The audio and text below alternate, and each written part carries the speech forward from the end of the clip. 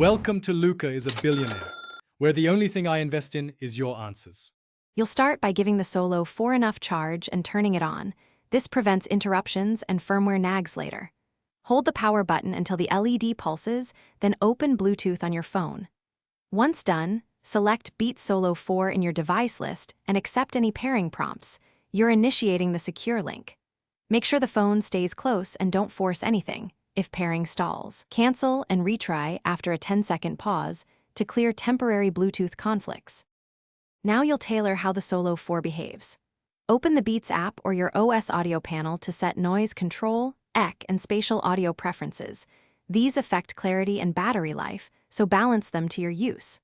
Once done, test playback and microphone by playing a short clip and recording a voice memo. If you need 2 devices, enable multipoint and pair the second gadget. This keeps you connected to phone calls while watching video on your tablet. Finish by applying any firmware updates and confirming sound and mic perform consistently across apps. Updates often fix latency and battery behavior. Once done, store the Solo 4 in a case to protect cushions and hinges. If something goes wrong, try a full reset. Power off, then hold power and volume down for 10 seconds to clear settings. After reset, repair from scratch. If problems persist, check for Bluetooth interference or try. Thanks for watching and please subscribe. It's the best investment you'll ever make.